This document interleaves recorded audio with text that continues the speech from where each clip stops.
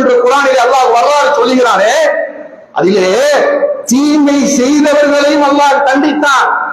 தீமை செய்பவனை தடுக்காமல் வேடிக்கை பார்த்து கொண்டிருந்த தௌஹீதை அழிச்சான். எப்படிப்பட்ட அருள்கொடையை கொடுத்திருக்கான் ரப்பு நமக்கு. இப்ராஹிம் நபிக்கு கொடுத்த தேர்வை உங்களுக்கு எனக்கும் கொடுத்திருக்கிறான்.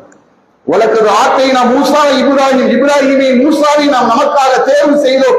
அந்த தேர்வை அல்லாஹ் உங்களை வைத்து அவனுக்காக எடுத்திருக்கிறான். என்ன செய்கிறோம்? நான் இதை சொல்வதனால் பல பேர் சொல்றான், இவர் வந்தாலே இவராக எங்கள் குறை சொல்லிட்டு போடி, என்னை பகையாலே கூட நினைச்சுக்கோ, என்னை வெறுக்க கூட செய்.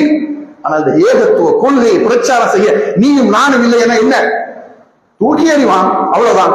இல்லன்னா என்ன? அல்லாஹ் அதையும் சொல்றாங்க, இறை நம்பிக்கை கொண்டவர்களை நீங்கள் கொடுத்த பணியை ஒழுங்கா செய்யறா உங்களை தூக்கி எறிந்து விட்டு வேறொரு சமுதாயத்தை கொண்டு வந்து வைப்பான்.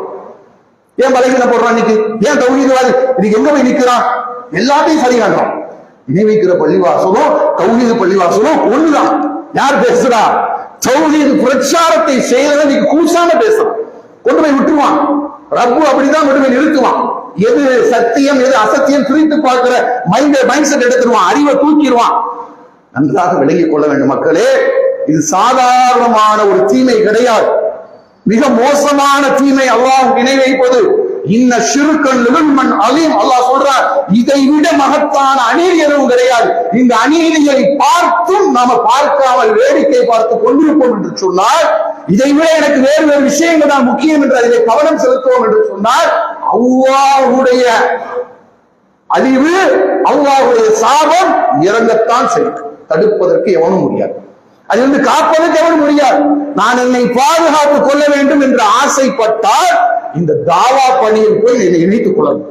இல்ல எனக்கு அவன் தலைவர் பிடிக்காது, இவன் செயலாளர் பேசுறது பிடிக்காது, பொருளாளர் பேசுறது, இதெல்லாம் மனுஷன், மலக்குகள் கிடையாது. ஒரு நிர்வாகத்துக்குள்ள மனுஷன் தான் இருப்பான். எங்க குடும்பத்துக்குள்ள புருஷன் பேசுறது பொண்டாட்டி பிடிக்குதா, பொண்டாட்டி பேசுறது புருஷன் பிடிக்குதா? நான் வீட்டை விட்டு வெளியே வரேன் போவோமா?